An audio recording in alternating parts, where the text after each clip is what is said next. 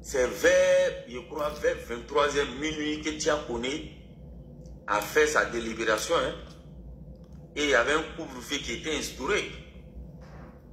Mais aujourd'hui, là, en plein 13h, le Conseil constitutionnel est sorti pour faire sa délibération.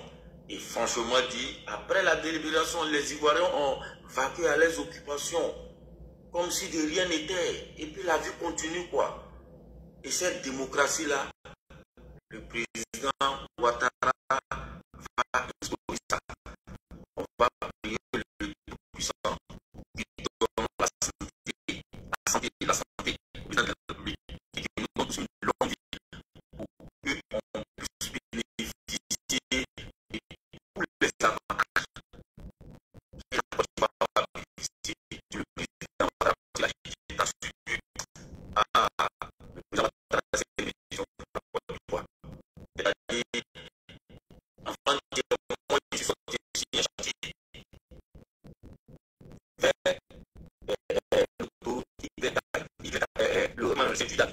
là, ils sont en train de faire grand échangeur sur l'autoroute. Non, quand j'ai vu ça, j'ai dit, mais attends.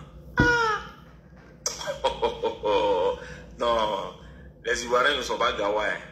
Les Ivoiriens ne sont pas gawa. Ils savent reconnaître les bonnes choses. Et ça, Laurent Gbagbo doit comprendre pour dire, bon, il faut déposer. Il a tout fait, mais Ouattara, c'est un chef. C'est un bravoutier. C'est pas la même chose.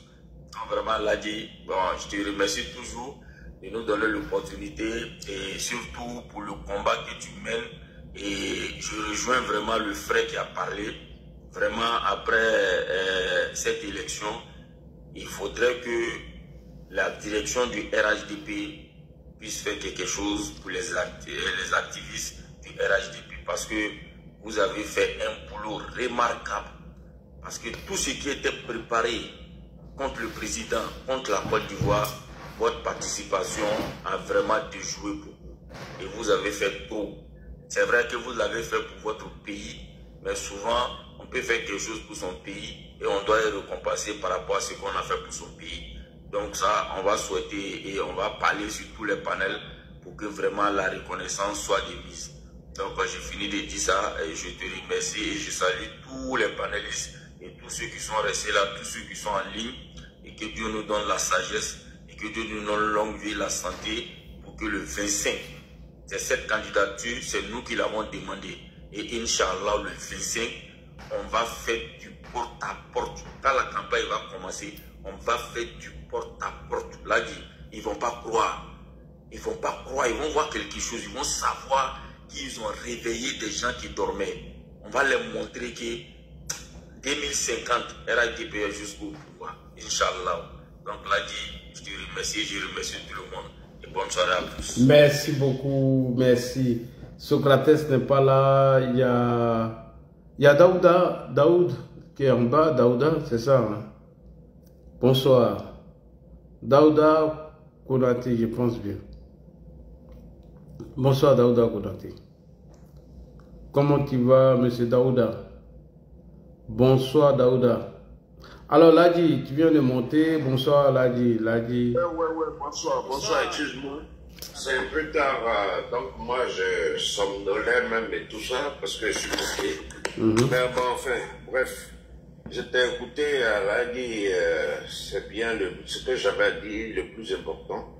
C'est bien le boulot que vous faites, vous passez votre temps à sensibiliser tout ça parce que c'est ça aussi la campagne. Donc c'est vraiment bien. Et c'était juste un petit coucou, comme je me suis un peu endormi et tout ça. Oui. C'est juste d'encourager, c'est ça qui est l'essentiel. Mais comme dit mon Djonké, on fait si jamais son Djonké le plus tôt possible, quoi. Voilà. En tout cas, Allah qui sera. C'est ce que j'avais dit. Et puis, je serai obligé de descendre, et puis on se prend peut-être demain, quoi, voilà.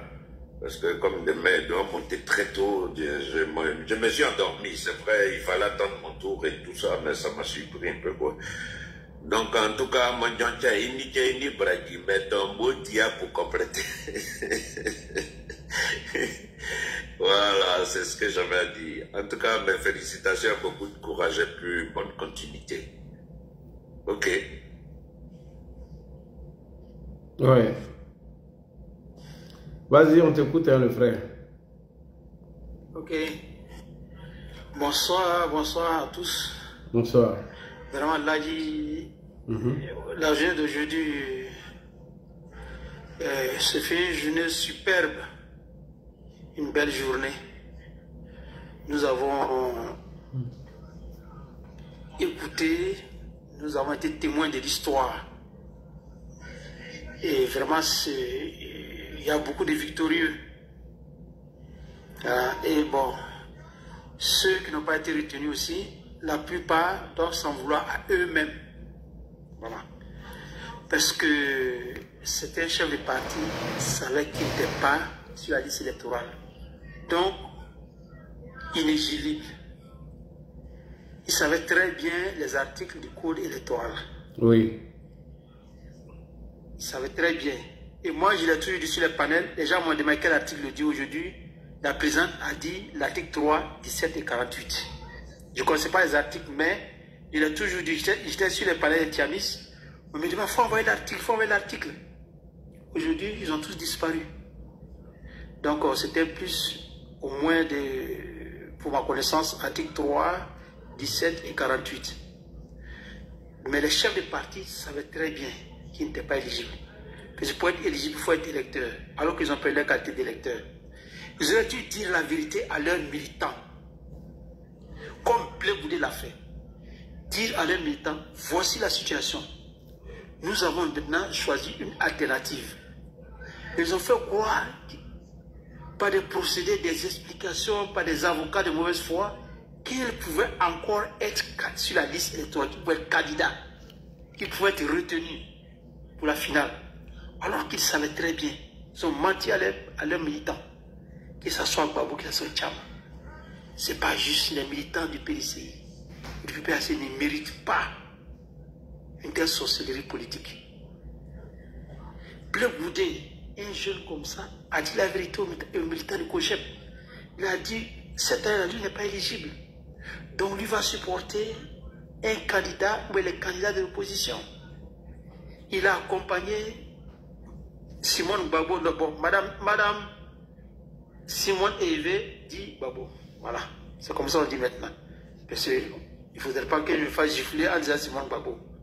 Donc il a accompagné la première dame, l'ex-première dame, à aller déposer sa candidature. Ensuite, il a accompagné Awadon Melo à aller déposer sa candidature.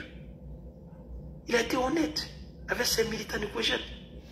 Il dit nous allons soutenir les candidats de l'opposition. Oui, oui, Blé Goudé en tout cas. On a dû faire la même chose. Mais ils ont fait croire, ils ont fait monter les tensions artificiellement. Pouf, voilà, le pneu de gonfler. La voiture ne peut plus bouger. Ils doivent s'apprendre à leurs propres militants. Il faut être honnête en politique. Nous avons subi la même situation en 1995. Le président Ouattara a dit, bon, la loi ne me permet pas, je ne suis pas candidat. Il a dit. En l'an 2000, sa candidature a été rejetée. On a dit, il ne sortait pas. Qu'est-ce qu'on n'a pu faire? Rien. On s'est assis là, on est resté à la maison. On a jeûné. C'est fini. Sortir pour aller faire quoi? Il y a la légalité qui est là. La juge constitutionnelle a donné une décision qui est sans recours. C'est une décision définitive, sans appel, sans recours. Maintenant, qu'est-ce que l'opposition va faire? Ils vont chercher à détruire les autres candidats. C'est ça. Aujourd'hui, c'est une grande victoire pour Simone Gbagbo. C'est une victoire pour elle. Parce que j'ai suivi la 7. La 7 était en direct de sa résidence. Donc, ils ont montré l'ambiance. Elle était en pleurs. Parce que c'est une dame qui a été justement combattue. Elle crée son parti. On la combat en sourdine. On la combat publiquement. On fait tout pour la détruire politiquement. Elle a pris ses propres quartiers. Elle prend son propre chemin. Là encore, on va introduire des recours contre elle pour annuler sa candidature. La dame a trop souffert. Ceux qui disaient qu'ils aiment Gbagbo, est-ce qu'ils étaient dans le bunker? Aucun de ceux qui sont sur les quartiers là, aucun n'était dans le bunker. Aujourd'hui, là, ils ont continué à taper. C'est une victoire aujourd'hui pour elle. C'est une victoire. Aujourd'hui, là, elle a écrasé le PACI, elle a écrasé le pays de choses d'Afghanistan. Elle a tous écrasé. Mais ils peuvent, la seule chose, c'est de s'allier, mais ils ne pourront pas. La haine qu'ils ont pour cette dame-là, ils ne peuvent pas. La haine qu'ils ont pour Simone Gbagbo est plus grande que la haine qu'ils ont envers le président Ouattara. C'est une grande victoire. Parce que lorsqu'il faut voir, il faut savoir lire entre les lignes. Aujourd'hui, il est sorti grandi. Moi, c'est sa victoire que je vois. Je suis des gens méchants. Ils sont méchants dans leur propre parti. Ils ont été malhonnêtes envers les militants. Maintenant, concernant la réinscription sur la liste électorale, au lieu de chercher à aller vers les camarades, les présidents camarades de Ouattara pour régler ça à l'amiable, il va à l'ONU, Union africaine, CEDEAO ou des droits de l'homme, par-ci par-là. Il ne s'arrête pas là, il va dans l'AES pour aller régler son problème d'éligibilité dans l'AES. Vous savez que ce sont les gens qui sont de mauvaise foi. Lorsqu'on veut régler ce problème-là, ce n'est pas dans l'AES. Et combien de fois ils vont faire des va-et-vient avec les dirigeants de l'AES et les pushistes. Aujourd'hui, ils sont en panne de stratégie, c'est fini. C'est fini pour ces gens-là. Mais pour avoir le parrainage, incapable. Sonko est en prison, il a fait son parrainage, il a eu le parrainage, mais il a été écarté. Mais il est passé au parrainage malgré qu'il a été écarté. Mais celui-là, c'est vrai que la loi ne lui permet pas, mais même le parrainage n'a pas pu passer. Pourquoi? On est sorti pour aller chercher les parrains. Ils sont en train de faire la guerre. Nous avons fait la bagarre. Nous avons fait la bagarre. Mais les Ivoiriens sont fatigués de ça. Aujourd'hui, tout le monde est content. Et la juge, un big up pour la juge Nanaba. Elle était impériale. À 73 ans, vous voyez, plus d'une heure de temps, elle est en train de rendre sa décision. Plus d'une heure de temps. Elle était impériale. Même Simone Gbagbo, sur la 7, moi j'ai enregistré, mais je vais essayer de voir si je peux mettre sur ma page. Et elle a félicité la juge. Parce que chaque décision était motivée. Et c'était motivé par le droit. Elle ne s'est pas basée sur autre chose, mais c'est sur le droit. Elle ne s'est même pas basée sur... Elle a pris la série en référence, mais elle a plus mis l'accent sur le droit. Aujourd'hui, les gens qui ont été malhonnêtes envers les militants, ils n'ont qu'à s'en prendre à eux-mêmes. Aujourd'hui, si Tcham est intelligent, il ferait mieux de se ranger. Parce qu'actuellement, là, il est fort, il a menti au PDC. Et le PDC aujourd'hui sera encore absent. Même en 2030, il sera absent. Aujourd'hui, la victoire, là, ce sont ceux aujourd'hui qui ont été retenus. Plus les Ivoiriens qui ont eu le sang-froid, qui ont bien écouté, qui sont mis vraiment à la discussion de la République. Tout le monde a applaudi aujourd'hui. Les opposants sont là. Nous avons la parité. Nous avons 2 femmes et 3 hommes. Les 2 femmes sont dans l'opposition. Et les 2 autres hommes sont dans l'opposition. Il y a un seul du pouvoir contre 4 candidats de l'opposition. Mais il n'y a pas meilleure démocratie que ça. 5 candidats retenus. Et les gens se plaignent sur les 60 candidats. Dire qu'on a retenu que 5. Au Sénégal, il y avait 257 candidats. 257 candidats, 19 ont été retenus. Et les 19, 5 sont tombés. Ils sont allés aux élections avec 14 seulement. Sur 257 candidats. Parce que le parrainage est là. Je vais faire une petite parenthèse sur Assalé Timoko. Il pensait qu'il a fait un fait divers, comme Bakary, pour faire de lui président de la République. Prendre l'affaire comme Bakary. Parce que ça, ça peut faire de lui président. Il faut passer le parrainage. Et il a fait une interview en duo. C'est-à-dire qu'il était avec Vincent Toubi. Ils ont dit qu'eux, ils sont contre le parrainage. Après avoir chercher le parrainage, vous allez à l'interview pour dire que vous êtes contre le parrainage, que vous voulez que ça soit éliminé. Cela veut dire qu'ils savaient ce qu'ils ont fait. Il est sorti avec au moins 21 doublons. 21 000 doublons. Si toi tu fais le parrainage, les résultats ne sont pas donnés, tu passes sur la 7, tu fais une interview de près de 30 minutes, tu dis que toi tu es contre le parrainage. Après ils ont fait le parrainage. Et ce sont ceux-là qui vont faire la politique de la Côte d'Ivoire. C'est pas possible. Donc vraiment, aujourd'hui c'est un grand jour. C'est un grand jour. On félicite les 5 candidats qui ont passé l'examen de passage, qui vont aujourd'hui en terminale. Voilà. Ils étaient en première, ils vont en terminale maintenant. Il faut leur donner leur diplôme. Ensuite, maintenant, après la terminale, le meilleur gagne. Et le meilleur sera le RHDP.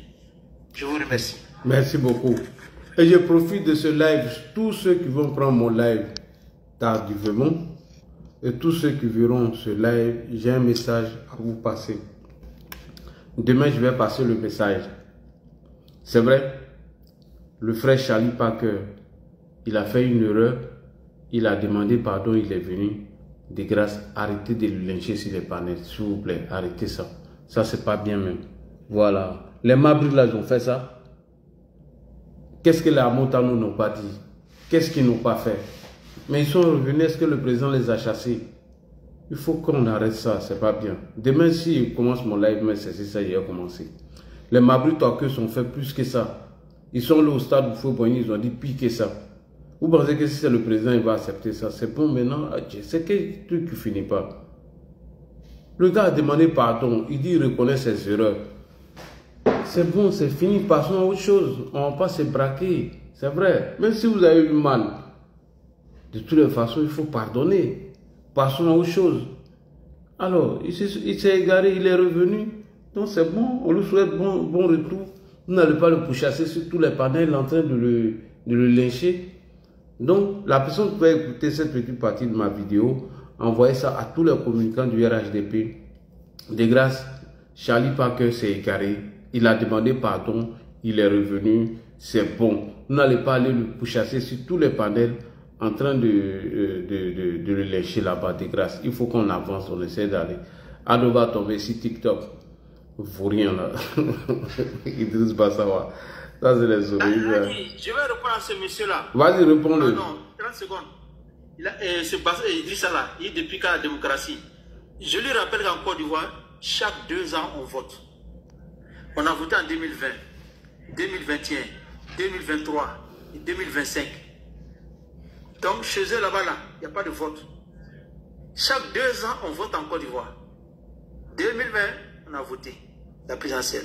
2021, les législatives. 2023, les régionales. Et 2025, la présidentielle. Un pays où on vote chaque 2 ans, là, est-ce qu'on peut parler de déficit de démocratie? Et l'opposition a des sièges à l'Assemblée nationale. L'opposition a des régions. L'opposition a des mairies. Voilà, je vous remercie. Merci beaucoup, merci. Merci pour cette bonne réponse. Alors, Ado, il y a Ado qui n'a pas encore parlé, on va lui donner la parole. Ouais, c'est le même Kanish, il est là. Il est bon. Faut pas dire. Vas-y, Kanish, on t'écoute. Tu avais disparu là, ou bien tu avais peur? Non, peur de quoi, Nagui? Nous, on est en train de travailler sur le terrain ici. Voilà, en fait, si tu vois que je ne montais plus, j'étais très énervé contre certains de nos communicants. Et vraiment, si je montais, j'allais trop les combattre. Donc, c'est pour ça que j'ai préféré me mettre un peu en retrait. Et puis, moi, il y a mon père aussi qui ne se portait pas bien. L'un dans l'autre, j'avais pas trop le moral, voilà. Sinon, je suis là, je suis en pleine forme. C'est nous qui sommes allés accompagner le président pour déposer sa candidature. Et là, je suis l'homme le plus heureux de la planète Terre ce soir. Voilà, après la validation de sa candidature. Voilà, on a des plaisirs à ceux qui vont rester à continuer à envoyer sur TikTok pour dire qu'ils vont mettre le pays à feu et à sang parce que leurs mentors ne sont pas candidats. Mais c'est pas nouveau. Ils ne vont pas créer le chaud. Voilà, depuis 2021, Babou Laurent n'est pas sur la liste électorale. on leur a dit il ne sera pas candidat. Vas-y, hein, je me lève un peu là. Vas-y. Vas-y, va boire du chapalo. Sous la... On va. On leur a dit, depuis belle lurette, Gbagbo ne sera pas candidat. Ils savent qu'il ne sera pas candidat. Mais comme c'est des gens qui veulent coûte que coûte créer le désordre, parce que c'est à cette école qu'ils sont partis. Rappelez-vous déjà dans les années 10, le désordre, Gbagbo Laurent et sa clique ont voulu donner. Il a fallu l'homme providentiel qu'est le président Alassane Ouattara pour venir mettre fin à ce désordre, à ce tohu-bohu dans les années 92, qui a vu M. Laurent Gbagbo et sa clique vraiment derrière les barreaux encore une fois à la Maka. Donc, ils veulent récidiver. Malheureusement, pour eux, l'adversaire s'appelle Ouattara. Donc, ils ne pourront rien créer, ils ne pourront que bavader, piailler, pleurnicher sur TikTok jusqu'à encore en 2030 pour venir encore nous chauffer les oreilles. Mais nous sommes focus. Voilà, nous sommes concentrés sur les élections, sur les campagnes et on espère de vivre. On espère qu'ils auront vraiment, la sagesse va les habiter pour une fois au moins. Que la sagesse va habiter Gbagbo Laurent et sa clique. Ils vont s'asseoir, comme ils ne veulent pas participer aux élections, et puis ils vont assister ceux qui veulent aller aux élections.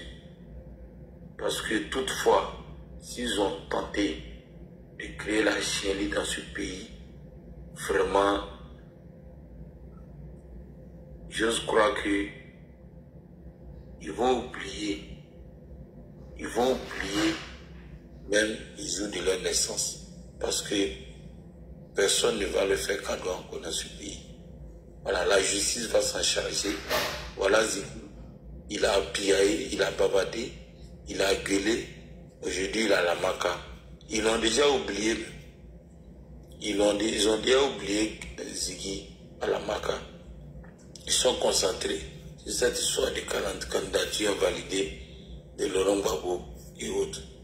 Donc ça vous dit que ceux-là, moi, nous on les regarde et puis on rit. Voilà, ils ne pourront rien créer à part faire des panels, insulter, gueuler, menacer.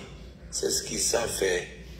L'adversaire s'appelle Alassane Ouattara, le maître du jeu, le maître de son temps, celui-là même qui sait mettre les points sur les i, celui-là même qui sait serrer les coups des opposants, voilà, qui sait mettre de l'ordre dans son pays, qui est en train de construire son pays et il ne va laisser personne, aucun politicien égoïste, malhonnête dans l'âme, venir créer le désordre dans ce pays qui est en paix, qui est stable depuis plus de 15 ans. Donc voilà, là il y a un peu ce que j'étais là à dire sur les différentes candidatures. En tout cas, l'opposition gagnerait à soit, s'ils veulent soutenir les candidats retenus, c'est eux qui voient, c'est de bonne guerre. Voilà, s'ils veulent boycotter les élections aussi, qu'ils restent à la maison et puis qu'ils nous assistent. Voilà, dans tous les cas, depuis Gbagbo Alaye, ils ont tout boycotté. Donc ça ne sera pas nouveau. Voilà, il n'y a rien de nouveau sous le soleil. Tout ce qu'on leur demande, c'est de rester sages, de rester calmes dans leur coin et puis de continuer à gueuler comme ils savent le faire. Mais en dehors des élections, tout ce qu'ils vont tenter de faire, vraiment, ils seront matés. Ça, c'est clair et net. On ne va pas faire cadeau à quelqu'un. Nous, en politique, on ne fait pas de passe à l'adversaire. Voilà, donc, ils n'ont qu'à boire beaucoup d'eau et puis ils n'ont qu'à attendre 2030. Peut-être que si Gbagbo Laurent a retrouvé un peu de force, ils pourront tenter un autre coup. Mais là, je pense qu'il faut tourner la page Laurent Gbagbo définitivement. Et puis, on passe à autre chose. Voilà, les candidatures farfelues. Maintenant, là, il y a un point qui m'a énervé. Et moi, je voulais revenir un peu dessus. Mais pourquoi diante la CEI peut me donner beaucoup de boulot comme ça à notre président du Conseil constitutionnel? Comment la CEI ne peut pas être assez responsable pour déjà chasser les candidats farfelus qui sont allés avec des chiffons à la CEI? Vraiment, ce côté-là, je n'ai pas compris. La CEI ne pouvait pas prendre sur elle-même déjà ceux qui n'ont pas le dossier de candidature complet là. Déjà, leur dit, monsieur, vraiment, excusez-nous beaucoup. Vos dossiers ne sont pas complets. On ne peut pas les transférer au Conseil constitutionnel. Je pense qu'à ce niveau-là, la CEI aurait rendu service à tout le monde. Au lieu d'aller faire souffrir la femme en train de dire le nom de 60 candidats farfelus, des gens même qui sont allés avec un simple extrait de naissance datant des années 90. C'est pas sérieux tout ça. Vraiment, il faut qu'à l'avenir, QBR et sa troupe aient vraiment un peu d'audace pour pouvoir chasser même carrément de la CEI ces candidatures farfelues là. Regarde comment la dame a souffert en train de citer le nom de 60 personnes. Vraiment, j'avais mal à sa place. Mais bon, comme QBR n'est pas assez courageux pour rejeter des candidatures déjà qui ne sont pas complètes, vraiment c'est dommage. Voilà, mais tout est bien qui finit bien. Il est au final, moi j'avais prédit cela, j'ai dit il y aura maximum 5 candidatures acceptées. Le reste là, c'est des plaisantins. Voilà, c'est des guignols qui voulaient juste se faire voir. Voilà, des gens qu'on faisait débat sur TikTok hier, aujourd'hui, qui veulent se mesurer. C'est-à-dire qui pensent que Côte d'Ivoire se soulève dans Placalito. Oui, ils sont arrivés au point où ils vont venir défier des personnalités de ce pays pour dire que lui va être président de Côte d'Ivoire. Vraiment, si, non, j'ai dit, mais j'avais la migraine, quoi. J'avais la migraine. Et ces gens-là nous narguaient ici. Ils nous ont traités de tous les noms ici, il n'y a même pas une semaine. Comme quoi, oui, leur candidature, ils seront candidats, ils vont faire campagne, ils ont eu caution, ils ont eu parrainage. Alors que tout ça, c'était du pipeau. La poudre du peuple limpin dans nos yeux ici. Voilà, tout le monde est dehors. Ils n'ont qu'à pleurer, ils n'ont qu'à boire de l'eau. Et bon, comme il y a toujours des personnes qui ne sont pas ambitieuses, des personnes qui ne savent pas où ils vont, des personnes, les lombards du RIDP là, qui sont là pour soutenir ce type d'individus là. Vraiment, ils vont apprendre à leurs dépens. Et puis j'espère que la sagesse va les habiter à l'avenir. Voilà, donc là, il y a beaucoup de gens qui veulent intervenir. Oui. Je vais pas être plus long que ça. Okay. Mais je mets en garde les positions. Ceux qui veulent faire des coups foirés dans l'homme là, on vous a à l'œil. On vous a à l'œil. Tout ce que vous allez tenter là, vous n'allez pas croire ce qui va vous arriver. Mieux vous asseyez. Si vous ne voulez pas faire élection, vous ne voulez pas appeler à voter un candidat, asseyez-vous. Comme Kakabe l'a dit, prenez note. En attendant, prenez note comment on dirige un pays, comment on stabilise un pays, ouais. Comment on stabilise un pays. C'est bon maintenant, on va donner la parole au frère qui est en bas là. Coach. Oui, coach, bonsoir. Merci beaucoup, Ladi. Bonsoir, coach. Bonsoir, boss Ladi. Ouais, comment tu vas, coach? Félicitations à toi. J'étais sûr depuis très très longtemps, surtout tes VAR. Vraiment, tu es le maître des VAR. Hier, j'étais dans un débat à 4 h du matin. Ah, d'accord, vraiment félicitations à le toi. juriste là, il a fui, il m'a insulté. C'était sur la 183, il est parti mentir aux gens là-bas. Toi, tu parles pas beaucoup. J'ai détaillé bien la 183 aux gens que j'ai montré que ça ne concernait pas le président Ouattara. Et puis, le Sénat disait la partie qui me plaît, disait ça va. Là, il dit, bon, écoutons Laurent Gbagbo. Laurent Gbagbo parle, il dit, bon, là, c'est Diop Soro. Diop Soro parle, il dit, ouais, lui, il va tout tuer. D'accord, merci beaucoup. Nous avons retenu aujourd'hui que y avait 60 personnes qui étaient prédestinées à diriger la Côte d'Ivoire.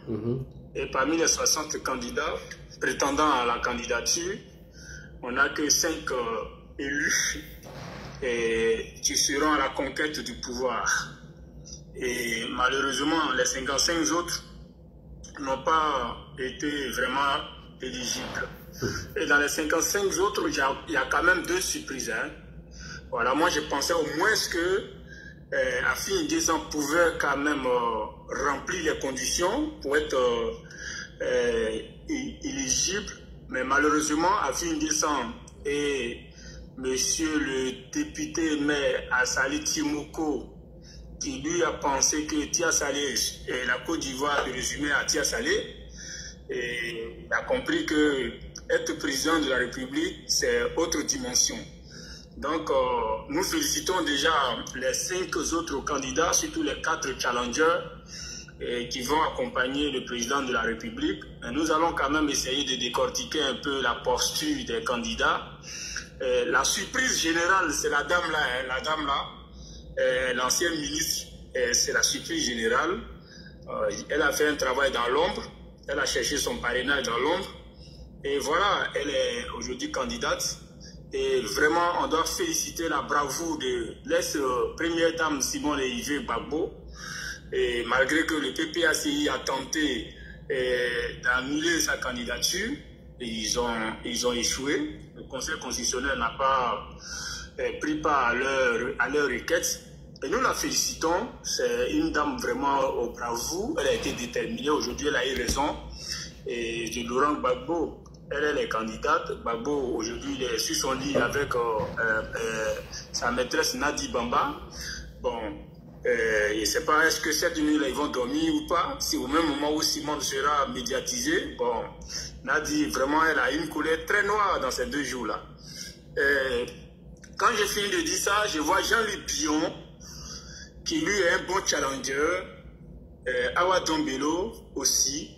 Mais quand je vois mon schéma, je trouve que Jean-Luc Bion peut terminer 2e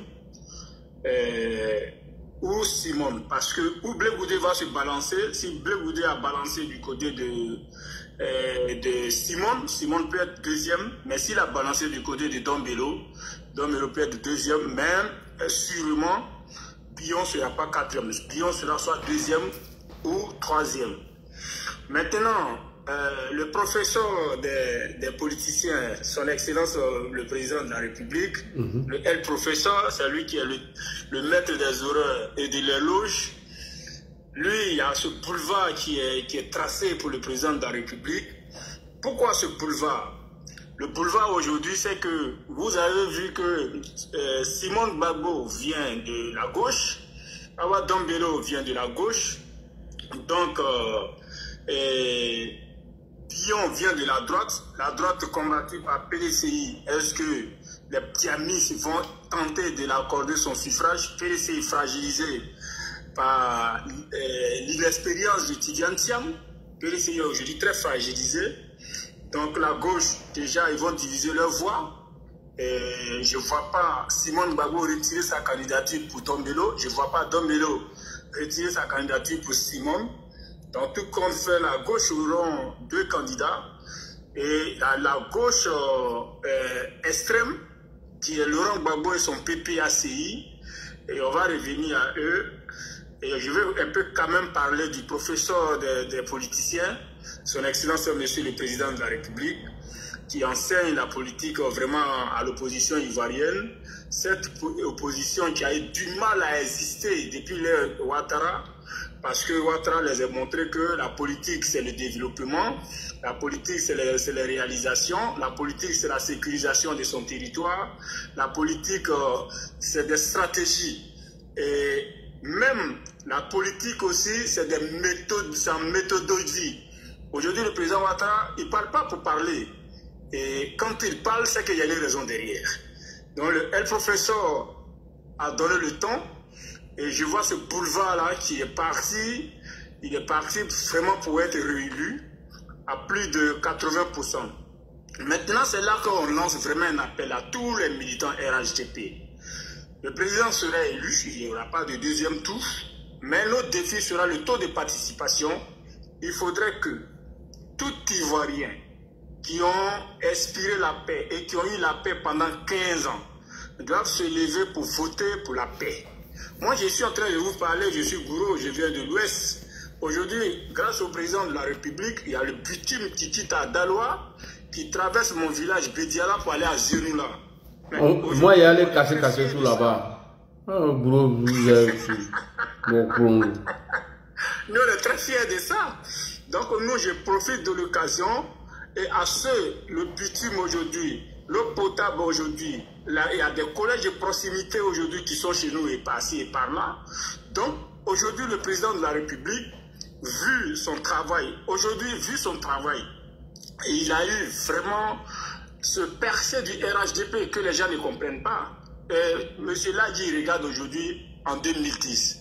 Quand il prend en 2010, l'Ouest n'était pas pour le RHDP. Le grand centre n'était pas pour le RHDP. Oui. Mais vu le travail que le président a fait, quand le président voulait unifier le RHDP, Henri Konan Bédié n'a pas compris. Mais aujourd'hui, comme le professeur, lui, voit toujours avant les autres, aujourd'hui, il faut voir l'ancrage que le RHDP a eu aujourd'hui. Le RHDP, même dans le vieux Baoulé, le RHDP aujourd'hui a 50% des voix dans le vieux Baoulé. À l'Ouest aujourd'hui, je te parle de l'Ouest aujourd'hui, le Haut-Sassandra, le RHDP à travers tout le Mamadou est majoritaire là-bas. Le RHDP a pris de l'ancrage partout sur le territoire ivoirien. La carte est vraiment orange à 95%, ça il faut le dire. Même si ce n'était pas le président Ouattara, le candidat du RHDP qui allait être présenté va passer haut les mains. Donc franchement, on profite de l'occasion pour dire vraiment le président de la République c'est un professeur des politiciens. Voilà un monsieur qui a été diabolisé pendant plus de 18 ans. Il y a eu des médias, la télévision ivoirienne a été mobilisée pour le diaboliser, pour dire que le juif va prendre le pouvoir. Les biens de la Côte d'Ivoire seront transférés au Burkina. Monsieur l'a dit aujourd'hui, la Côte d'Ivoire est sur pied de guerre avec le Burkina. On dit que ce monsieur, quand il va prendre le pouvoir et qu'aujourd'hui, les Ivoiriens ne vont pas avoir de développement, il va vendre tout dans la main des Blancs. Aujourd'hui, quand le président Ouattara est venu, la France est le 3e partenaire économique de la Côte d'Ivoire. C'est Ouattara qui fait ça. Aujourd'hui, regarde l'armée de la Côte d'Ivoire. Nous sommes fiers de notre armée. L'armée ivoirienne est montée en puissance. Je suis sûr que le dernier classement 2025-2026, la Côte d'Ivoire sera la puissance militaire de la CEDEAO. Et aujourd'hui, voilà un monsieur qui est en train de travailler pour que la Côte d'Ivoire vraiment puisse avoir cette fierté-là. Là, il shérif, regarde, ça ne vaut même pas une semaine. La Côte d'Ivoire, Air Côte d'Ivoire a eu son Airbus. J'ai vu des images aujourd'hui, monsieur l'a dit, où c'est nos Air Côte d'Ivoire qui transportaient les Camerounais pour aller jouer, l'équipe nationale du Cameroun. Même les Camerounais sont fâchés sur la toile pour dire, mais écoutez, il n'y a plus d'avions au Cameroun, c'est Air Côte d'Ivoire qui nous transporte. Qu'est-ce que les Ivoiriens diront? C'est ça la fierté de la Côte d'Ivoire. La fierté de la Côte d'Ivoire, c'est ça aujourd'hui. C'est toutes les régions, les grandes villes qui sont reliées aujourd'hui par le bitume. Le premier ministre vient en peine qu'on appelle ça, vient en peine d'inaugurer le bitume chez Afin Guissan. C'est ça aujourd'hui le RHDP. C'est ça le pouvoir du président de la République.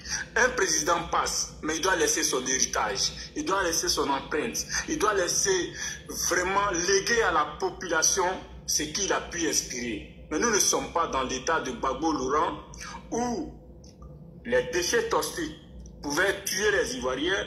Monsieur l'a dit, normalement en Côte d'Ivoire, Laurent Gbagbo, normalement on devrait l'arrêter. Il ne peut plus même parler de la politique parce que ce monsieur, c'est le mal profond de la Côte d'Ivoire. L'arrivée de ce Laurent Gbagbo depuis les années 90, il a été le mal profond de la Côte d'Ivoire. Gbagbo Laurent a amené la violence sur la scène politique. Quelqu'un qui n'a jamais reconnu sa défaite. Quelqu'un qui a pris le pays dans les conditions calamiteuses, qui le dit lui-même, mais regarde où Laurent Gbagbo a laissé le pays. Monsieur l'a dit, shérif, va à Kouedo. Regarde le décharge à Kouedo d'alors, depuis 1960. Regarde aujourd'hui, qui est devenu parc public, où ça respire de l'air, où ça respire la vie. C'est ça le président Ouattara. Le El professeur, c'est lui qui transforme l'intransformable. C'est lui qui a la solution vraiment à l'équation ivoirienne. Monsieur Ladi, je vais chuter pour dire que si la Côte d'Ivoire, on s'est amusé avec la montée en puissance des terroristes, des terroristes sur qu'on appelle ça, sur nos frontières, si on s'est amusé et qu'on a laissé ce monsieur-là partir le plus vite possible, on va regretter. Parce que la Côte d'Ivoire est le pays que ces gens-là convoitent. Mais les gens ne comprennent pas comment le président il fait pour sécuriser tous nos territoires aujourd'hui. C'est parce que c'est quelqu'un, le monde lui fait confiance. Il est écouté dans ce monde-là. Et là, c'est la chance que la Côte d'Ivoire a eue. Oufoué est un visionnaire. Il avait fait sa vision pour aller le chercher et il nous a dit, monsieur Ladi, je vais chuter par là, nous sommes nombreux. Je lui fais confiance, le professeur, vous allez lui faire confiance. Je vous remercie. Merci beaucoup, petit bourreau, Sonia. Karim, il faut prendre la parole. Vous êtes tous la même chose. C'est une faux gros, c'est la même chose. Bon, bonsoir, Ali. Bonsoir à tous les panélistes. Ali, ça fait 2 jours. Voilà, 3e jour, on s'est vu là. Les Koyara, vraiment, ils nous ont fait honneur depuis, avec la plus-value Pibière. Vraiment qui a beaucoup rendu service à la Côte d'Ivoire. Vraiment, on doit beaucoup au Koyara. Voilà. Donc, là, pour aborder directement le sujet, vraiment, il faut que toute la Côte d'Ivoire se joigne à moi pour dire merci au leadership du président Alassane Ouattara d'abord. C'est-à-dire, le président Alassane Ouattara est un homme d'État, je répète encore, le président Alassane Ouattara est un homme d'État. Et c'est un leader charismatique qui est irréprochable sur plusieurs de ses prises de décision. Et c'est ça qui inquiète aussi l'opposition parce que elle sait qu'elle a en face quelqu'un qui n'y va pas avec le dos de la cuillère pour dire ce qui est dit, ce qui est normalement normal, comme on le dit. Voilà. Aujourd'hui, avec ce à quoi nous avons assisté, vous voyez même Mme Gbagbo qui se plaignait des prises ou bien même des sorties ou bien des déclarations de la CEI, a reconnu aujourd'hui que la présidente du Conseil constitutionnel a dit le droit. Et même, elle a été tellement claire qu'il n'y avait pas vraiment de discussion. Ça aussi, ça fait partie des promesses qu'a faites le président Alassane Ouattara avant son annonce à la nation depuis depuis décembre 2024 pour l'année 2025 et encore à sa prise encore de parole avant encore la fête de l'indépendance et encore le jour de la fête à la veille de la fête de l'indépendance. Ouais, il a dit. Donc le président Alassane Ouattara avait promis que nous allons avoir des élections libres, des élections inclusives et des élections vraiment transparentes. Et c'est ce qui a été fait d'abord par cette procédure qu'a brillamment vraiment dite en quelque sorte la présidente du Conseil constitutionnel qui est Camara. On peut la traiter de tous les noms, même Maître Dadje, vraiment qui c'était, je peux dire, qui était l'avocat de Tidjane Thiam, par un moment a reconnu que Mme Camara était vraiment l'étoffe des étoffes, vraiment dans le barreau national de la Côte d'Ivoire. Donc vous voyez, donc elle a vraiment dit ce qui doit être dit et elle a donné avec des précisions. J'ai vu quelqu'un dans un commentaire qui disait mais comment est-ce qu'elle arrive, comment est-ce qu'on peut vérifier? J'ai dit mais il faut être aussi dans la loge des juristes pour pouvoir comprendre ce qu'elle a fait. Elle a mis tout le monde à l'aise et c'est ce qui a fait que les gens ne se sont pas manifestés. C'est clair. Et saluons vraiment le leadership aussi du Conseil constitutionnel qui n'a pas forcément attendu, qui n'a pas cristallisé les regards et les émotions aussi sur le 10 septembre. Le Conseil constitutionnel a désamorcé en quelque sorte le cœur en sortant avant la date qui avait été prévue. Et c'est très important.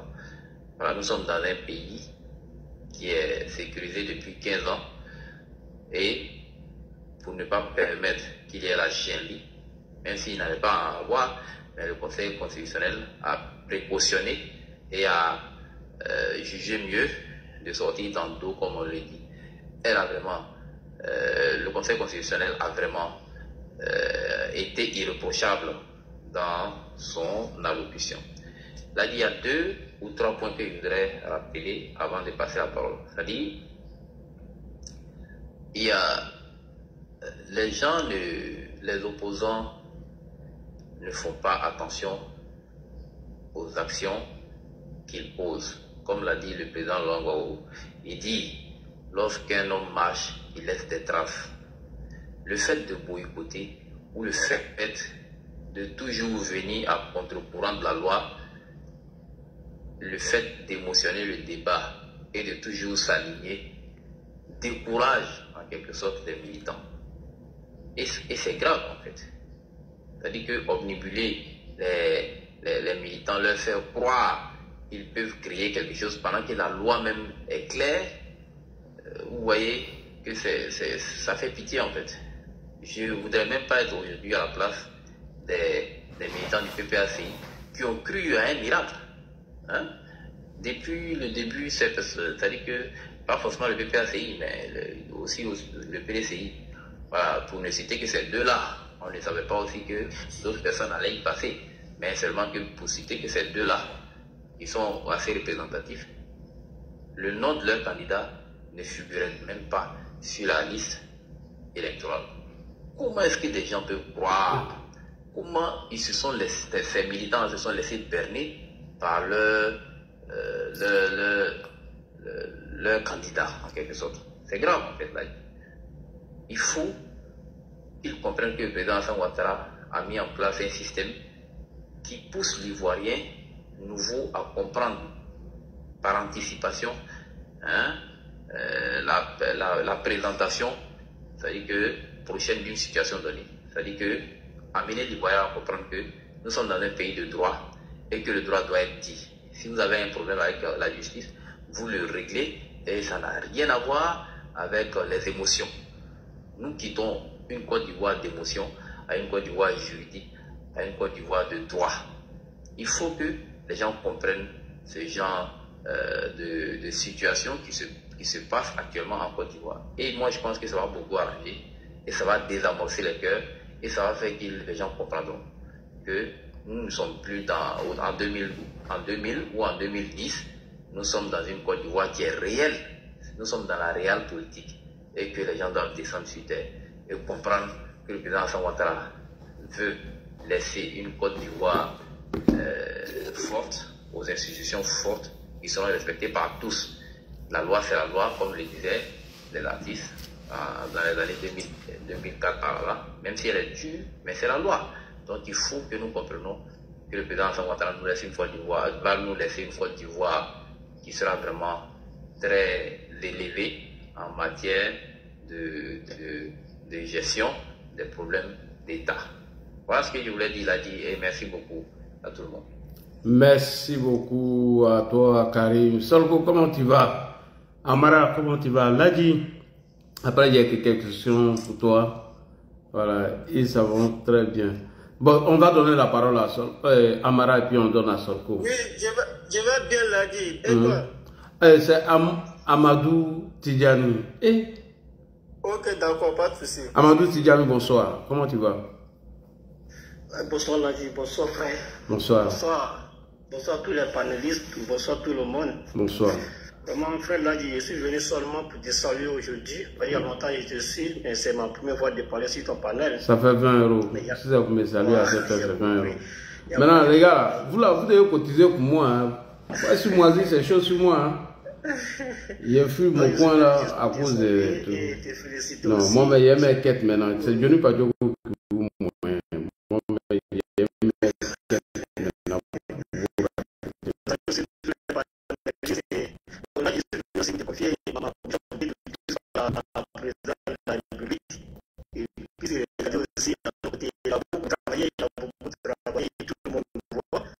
Le travail qu'il a fait, là-bas, tu vois, les Ivoiriens, vraiment, il a travaillé. Même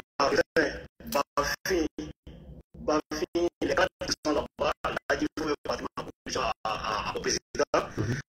Vraiment qu'il puisse parler à ces cadres-là, il n'a pas essayé de nous regarder. La raison de Bafi, vraiment, il y a beaucoup à faire là-bas. Il y a beaucoup à faire là-bas. Et le Yoruba maintenant, tu diras quoi?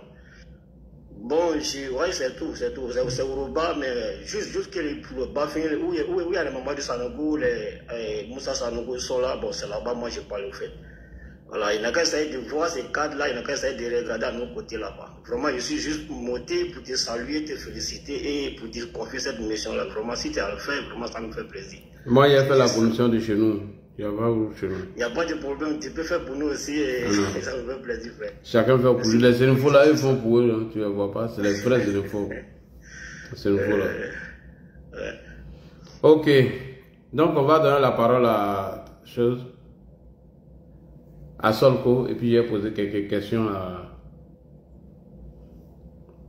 Ok, là, bonsoir. Mon frère qui vient de parler là, bonsoir à lui. Bonsoir. Moi également, moi je viens de Gangouin, du même village que le ministre Mordoumé. Je pense qu'ils sont en train de travailler, ils vont s'améliorer. Voilà, un élève, d'abord quand tu as 5 de moyenne, tu as dit qu'il faut t'améliorer, tu as déjà 6, 7, on dit bon, c'est pas mal, assez bien. Ils vont s'améliorer, ça va aller. Vraiment, bonsoir Ladji, bonsoir tout le monde, bonsoir à tous ceux qui nous écoutent, bonsoir à toute la Côte d'Ivoire. Moi, je suis content, voilà, je suis content. Mais on va décrypter un peu les candidatures qui ont été arrêtées avant de venir sur notre champion. C'est lui-même, toute la Côte d'Ivoire va se lever pour aller lui dire merci le 25 octobre 2025, le président Alassane Ouattara. Avant d'en arriver là, d'abord, moi je lance un appel d'abord à tous nos communicants. Maintenant, on ne fait plus de débat avec les PPAC, on ne fait plus de débat avec, comment on appelle, PDC, FDA, on ne fait plus de débat avec tous les candidats qui n'ont pas été retenus. Partie des différents candidats qui n'ont pas été retenus. Parce que ça serait une perte de temps. Ils vont nous plonger encore dans les débats juridiques. Pourtant, eux, ils ne travaillent pas au Conseil constitutionnel. Non, Alassane Ouattara ne devrait pas être comme ça. Bon, non, on n'a plus besoin de ce débat-là. On va débattre avec Awadon Melo. On va débattre avec Eve Simone Gbagbo, épouse Gbagbo. Je pense que ça va là plus de. On va débattre avec, comment on appelle, Jean-Louis Bion. On va débattre avec voilà, ceux qui ont été retenus. Maintenant, PPAC et puis PDC, RDA, là, vraiment, qui restent dans leur coin là-bas. Nous, on n'a plus besoin d'eux. Là, aujourd'hui, j'ai été stupéfait. Pourquoi? Parce que Laurent Gbagbo n'a pas pu avoir le parrainage. Un ancien président, un président sortant qui n'a pas pu réunir tous les parrainages. Pourquoi? Parce que il y a 2 raisons. La première raison, il est vomi. Les Ivoiriens, dans leur grande majorité, l'ont vomi. Depuis le jour où il a repoussé son ancienne femme à l'aéroport, les femmes l'ont rejeté. Depuis son arrivée, il ne cause plus avec celui-même celui qui a mis sa jeunesse, comment on appelle, qui a abandonné sa jeunesse pour lui. Il ne dit pas son nom. C'est celui, selon lui, qui a fait une rébellion, venir fatiguer son pouvoir c'est avec ce gars-là aujourd'hui, il est en alliance. Donc, ce qui veut dire, dans lui-même son propre parti, les gens l'ont déjà vomi, à plus forte raison, les Ivoiriens qui n'étaient même pas avec lui. Donc, moi, je comprends aisément, même si on reprenait peut-être le parrainage, il n'allait pas pouvoir réunir encore ces parrainages. C'est dommage pour un ancien président et c'est honteux. Les gens doivent s'asseoir et faire une introspection, essayer de comprendre, regarder le rétroviseur du passé, de leur action politique, de leur discours. Est-ce que le discours il est adéquat avec la réalité d'aujourd'hui? Est-ce que le discours qu'ils tiennent là est toujours d'actualité? le fait de dire non, Alassane Ouattara n'est pas ivoirien, quand on va prendre le pouvoir, tout le RADP que le RADP s'apprête à perdre leur emploi. Est-ce que ces discours-là sont d'actualité? Non. Le président Ouattara nous a ouvert les yeux. Et nous, on sait faire maintenant le bon choix, du mauvais choix. On sait maintenant qui vient pour la Côte d'Ivoire, qui ne vient pas pour la Côte d'Ivoire, qui vient pour son intérêt personnel. Afin Guessan, son parrainage, lui, sincèrement, c'est lui-même, il est son propre malheur. Pourquoi? Parce que tu peux pas, Laurent Gbagbo n'est pas fini de dire que non, je vais contourner le caillou. Afin Guessan, c'est une enveloppe libre et tu vas soulever la main de cette personne. Toi, Afin Guessan, tu ne peux pas finir d'appeler les enfants des gens en 2020 dans la rue et te déguiser en femme pour vouloir rentrer au Ghana, qualifier, traiter le président Ouattara de Hitler d'Afrique et puis venir signer un partenariat avec ce président, ce Alassane Ouattara, espérer que les Ivoiriens encore aient leur confiance en toi. Donc lui, pour lui, ça ne m'étonne pas du tout. Mais je pense que c'est la fin de sa carrière politique et c'est ce qui a été signé comme ça en 2025. Maintenant, je reviens à nos champions, généralement au RADP. Vraiment, félicitations au président Ouattara. Merci à lui. Merci d'avoir accepté d'être notre candidat aux élections présidentielles 2025.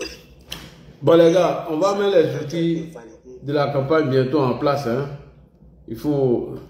Effectivement, là, vraiment, moi, je suis... Après, on va parler de ça. On va parler de ça. Non, moi, cette année-là...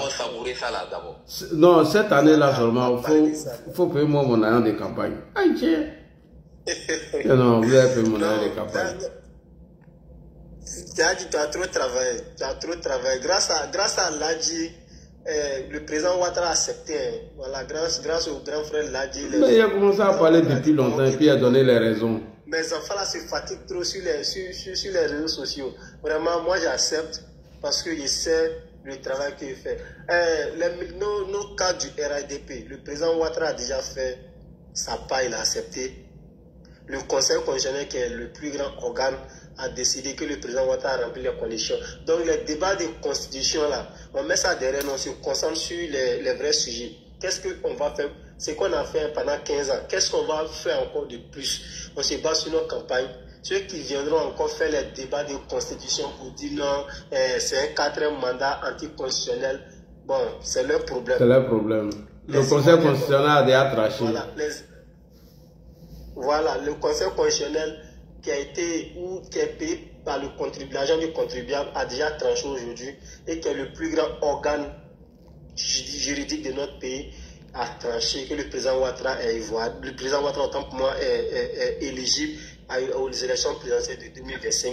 Donc quand ils vont venir, vraiment ce débat-là, qu'ils restent dans ça. Voilà, c'est le même débat, comprenons leur logique. C'est le même débat quand ils disaient depuis 1993, non, c'est pas un Ivoirien, c'est un Burkinabé. Jusqu'en 2010, ils sont restés dans ce débat.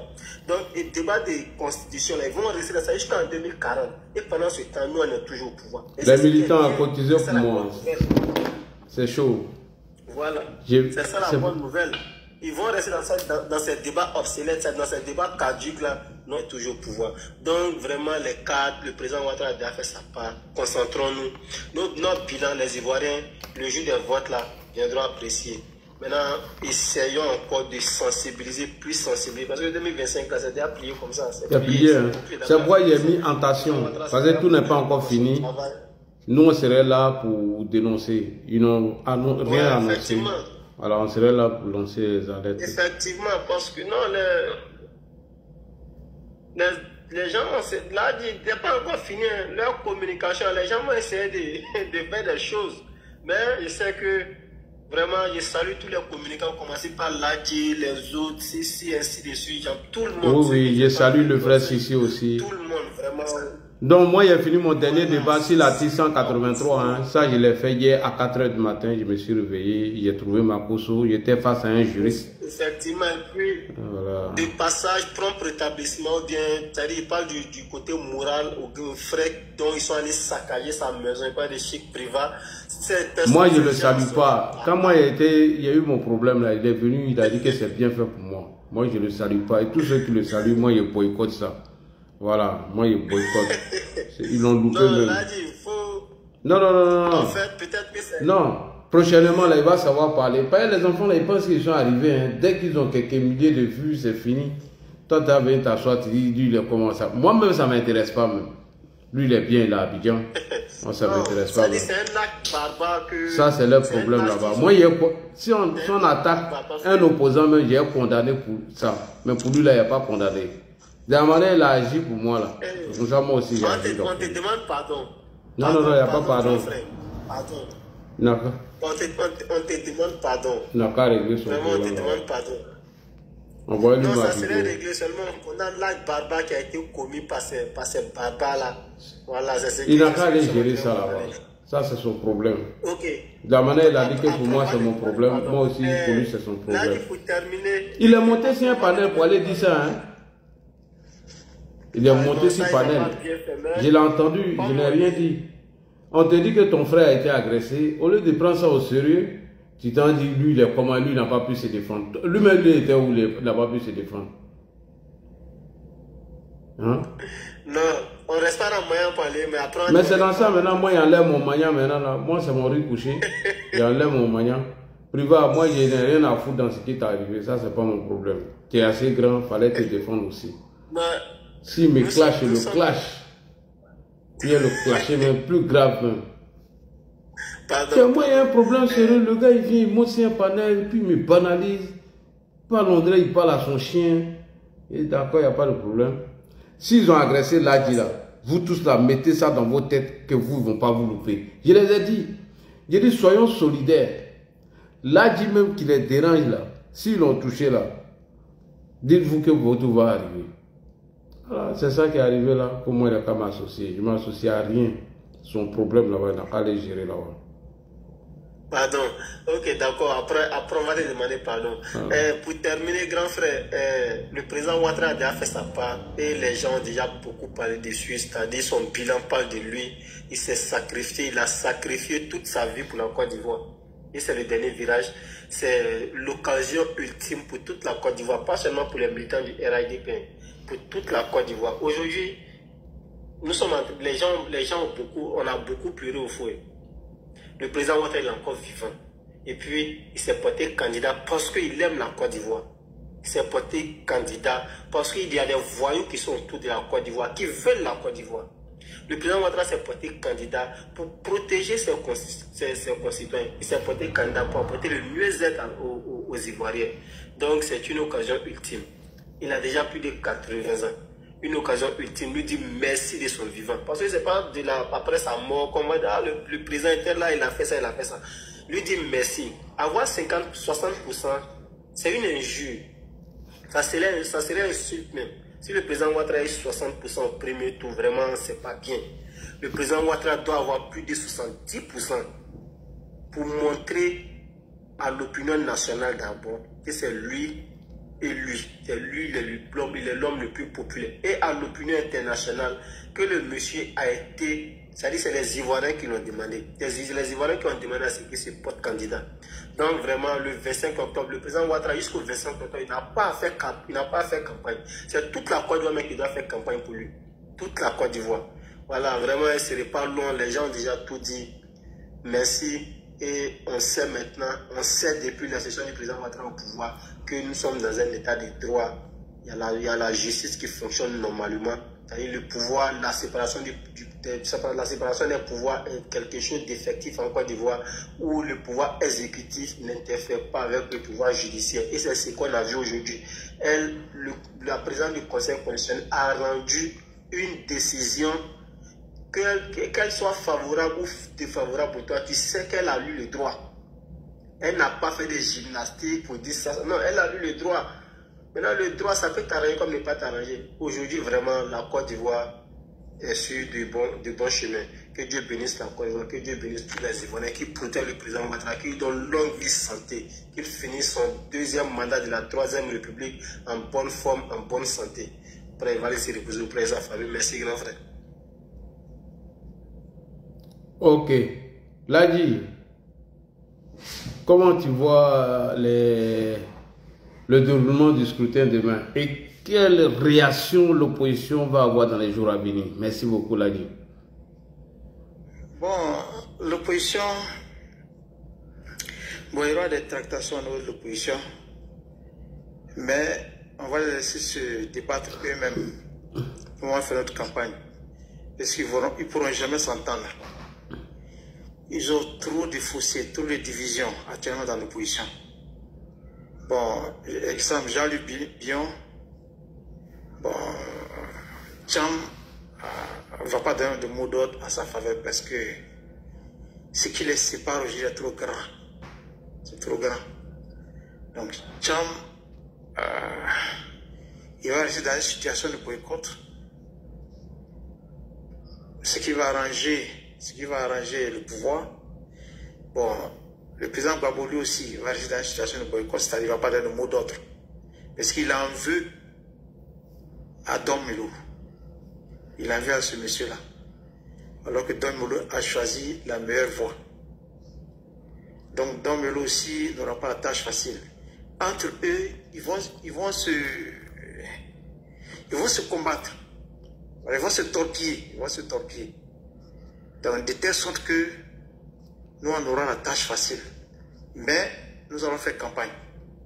On va faire campagne. Parce que le bilan est déjà là. Déjà, la baisse des prix du carburant. Ça, c'est inédit. Hein? C'est inédit. Au Burkina, on a augmenté le prix du carburant. Je vous apprends, ça a augmenté au Burkina, le prix du carburant. Dans toute la sous-région, même le Sénégal, c'est sur la table. Si on vient de faire un nouveau gouvernement, ce sera un gouvernement d'austérité. Il faut impérativement augmenter le prix de l'électricité au Sénégal et le prix du carburant. Alors qu'en Côte d'Ivoire, on fait baisser le prix du carburant. Déjà, cette mesure-là seulement là, elle seule là, vaut vraiment une élection du président.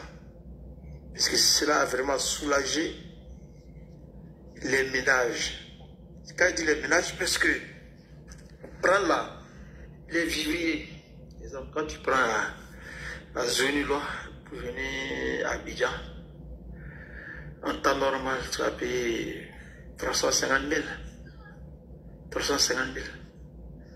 Mais aujourd'hui, avec la baisse des prix du carburant, les gens se retrouvent à 275 000, à 220 000. Parce que je me suis renseigné. Donc aujourd'hui, cela va contribuer à faire baisser les prix sur les marchés. Et les ménages, non seulement vont gagner en plus-value, mais les vendeuses vont gagner, les transporteurs aussi. Déjà, le carburant est tout. Donc déjà, c'est une mesure sanitaire. C'est pas politique, mais c'est une mesure sociale sanitaire. Ça, c'est déjà dans le bilan. Mais les prix des matières premières, la campagne commence le mois prochain, en octobre, le cacao. Ça commence en octobre, c'est d'octobre jusqu'à mars. Vous voyez déjà le prix inédit de 2200 francs. Ça, c'est un rêve. Ont-ils les moyens, là, d'empêcher les élections, selon vous? Donc, il n'y aura pas de moyens d'empêcher les élections. Parce que ceux qui sont là aujourd'hui savent qu'ils n'ont aucun moyen d'empêcher.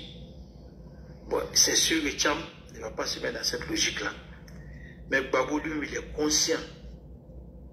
Puisque s'il pouvait empêcher là, donner un mot d'ordre, il ne l'a pas fait. On attend le mot d'ordre.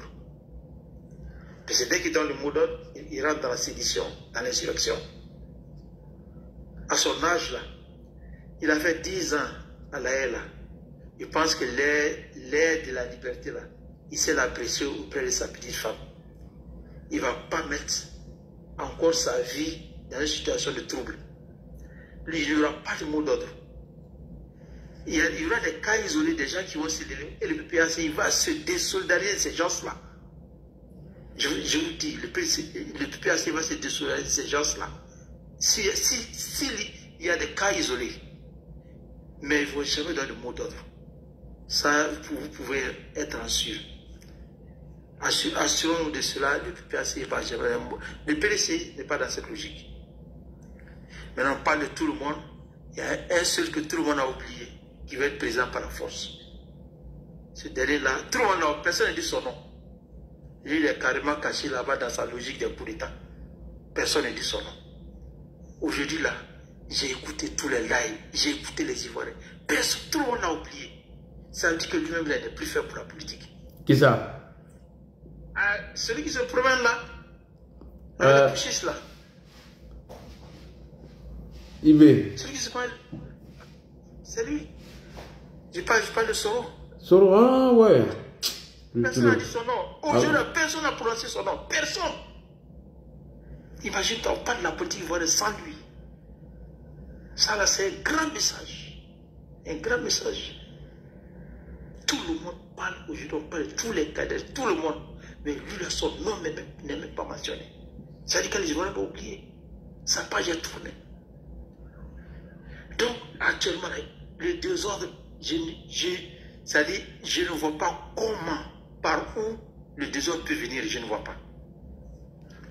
Parce que les gens agissent sur les réseaux sociaux, mais la réalité du terrain est différente. La réalité est différente. S'il devait y avoir des désordre là, aujourd'hui là, on aurait su, mais rien ne s'est passé. Si tout le monde a dormi ce soir là, ça veut dire que c'est digéré, c'est fini, c'est digéré. Les gens ont digéré. Là, les elles vont passer à autre chose. Ils vont se dire, ah, c'était hier. Ah, c'était hier, d'accord, c'est fini. Personne n'est plus prêt à se battre pour un gars qui n'est pas responsable politiquement. Comment tu peux être lié recours contre ta propre femme? Et vraiment, j'étais content du fait que la présidente du Conseil constitutionnel ait relevé ce point. Personne n'avait pas relevé, on ne l'aurait pas su. On ne l'aurait pas su. Mais ça a été vraiment... Ça a été une bombe. Ça a été une bombe. Parce que non seulement les gens étaient déjà... Certaines femmes étaient déçues du comportement de Gbagbo envers sa femme. Mais aujourd'hui encore, ils ont trouvé une autre facette de l'homme. Donc actuellement là, on attend son mot d'ordre. S'il n'a pas donné aujourd'hui, c'est pas donné, il va donner. Voilà. Donc actuellement, les corons sont cuits pour lui. Il voit tout ce qui s'est fait, c'est faire la politique. Compter sur l'AIS, semer des désordres, alors que l'AIS cherche actuellement là. Eux, ils ont leurs propres problèmes là-bas actuellement. Il a dit, c'est ce qui se passe actuellement au Mali, en Bamako et Ségou. Il a dit, j'espère que tu es au courant. En Bamako et Ségou, ce qui se passe actuellement là. 40 km, les voitures sont arrêtées. Putain, ça fait pitié, hein. J'ai vu les gens étaient obligés de descendre là-dessus. Moi, je regarde, moi, on m'envoie les trucs en live. En live, je te dis. On m'envoie ça, je ne vais pas mettre. Sinon, j'allais poster, mais je ne vais pas. Ils vont bloquer mon compte. Aujourd'hui, là, on m'envoie un truc en live. Les gens sont descendus, on est couché water. En temps, il y avait papa, je n'ai pas dit quoi. Mais tiens, non, c'est pas possible. Je ne peux pas poster ça. Donc, tout achat de drones là, c'est zéro quoi. Actuellement là, ils sont dépassés. Il y a une compagnie qu'on appelle la compagnie Tiara. C'est une compagnie de... Bon, je peux dire que c'est la plus grande compagnie de transport du Mali. Mais il faut voir entre... aux enclaves de Bougouni. Les gens s'en sont sortis, ils ont bloqué leurs véhicules, brûlés. Alors, ils ont fait ça le vendredi, samedi. Ils ont brûlé les véhicules, les citernes. Tu vois, les citernes en feu. Ah, mais le ravitaillement est possible actuellement. Est-ce que cela peut penser à la politique ivoirienne? Non. C'est ça que j'ai dit, ils ont leurs propres problèmes. Ils ne peuvent même pas penser à la politique ivoirienne. Ils se cherchent actuellement. Si les routes de ravitaillement sont coupées, et l'armée ne peut même pas mettre pied dans certaines zones. Oui. Mais la dame est sortie, la patronne de la transport là, elle est sortie, elle a parlé en pleurant. En pleurant. Alors que nous avions les moyens de les aider, si nous avions à faciliter la tâche. La communauté internationale, ceux-là étaient bloqués au nord là-bas, il fallait les laisser là-bas. Avec l'aménagement, tout ça là-bas, ils sont là-bas, c'est fini. Il fallait les laisser là-bas. Communauté internationale, en même temps, l'argent était versé dans les pays, les aides, tout ça là. Non, non, non, vous avez choisi tout le monde. Les gens qui sont bloqués dans un seul coin là, vous allez les éparpiller maintenant, ils sont éparpillés maintenant. Et ils pensaient qu'ils ont réglé le problème Bikidal, mais ils les ont éparpillés dans le pays. Donc cela, nous n'avons pas à nous inquiéter, c'est-à-dire des autres venant de quoi. Là-bas là, c'est déjà, vraiment, ils ont leurs propres problèmes. Ceux qui comptent sur ça là, qu'est-ce que Babou faisait? Envoyer ses émissaires dans l'AUS, mais au Mali là, il ne peut pas envoyer. Parce qu'ils ont leurs propres problèmes. Assimi ne veut même pas, il ne veut même pas parler même, il ne veut même pas entendre parler du problème de la Côte d'Ivoire, parce qu'il ne veut pas se mêler. Il a ses propres problèmes. C'est le gars qui est au Burkina Bête qui est là-bas là, qui est en train de faire les jeux. Lui-même, il a ses propres problèmes, il ne peut pas régler. Il a fait augmenter le prix du carburant, le prix des denrées alimentaires, le prix des passeports, tout. Il faut des guerres. Donc, on n'a pas à s'inquiéter. On n'a pas à s'inquiéter. Les élections vont se passer dans le nord. Déjà, l'affaire Zigila, c'est une aubaine. L'homme s'est lui-même rendu. Voilà. Il s'est lui-même rendu, on a vu, tous les trucs sont là, et toutes les preuves sont là. Là, il est aux mains de la justice. Et ça va donner à réfléchir à ceux qui voulaient sortir. Parce qu'aujourd'hui, les gens ne parlent plus de lui, hein. On parle de la candidature de Gbagbo. Alors que les gens savent que c'est une fausse cause. Voilà, donc c'était mon point de vue. Il n'y a pas de problème, il n'y a pas de péril à la demeure. Je vous remercie. Non, mais tu penses qu'ils ont eu la preuve de tout ce que le petit est en train de faire, c'est pourquoi ils étaient en train de tourner à gauche, à droite, en train de... Parce que le petit s'était inscrit dans l'insurrection pacifique et que j'avais déjà dénoncé. J'ai fait plusieurs vidéos. J'ai fait 2 vidéos et j'ai même dit qu'il n'a pas encore dépassé la ligne rouge. S'il atteint la limite de la ligne rouge, il serait arrêté. Donc, est-ce que toi tu penses que le petit il avait franchi la ligne rouge? Oui, mais il a dépassé, pas franchi, il a dépassé la ligne rouge. Lorsqu'il demande aux gens de sortir pour prendre le maquis dont il parle là, prendre le maquis là, il a parlé au sens figuré. Hein. Prendre le maquis là, c'est l'insurrection. Il appelle à l'insurrection. Mais pourquoi? Et Raïs est là. Pourquoi on ne donne pas la parole à Raïs pour faire ça? Merci beaucoup. C'est un enfant de... Raïs est là. Oui, Raïs est là. Putain, ils sont dans... Ils ont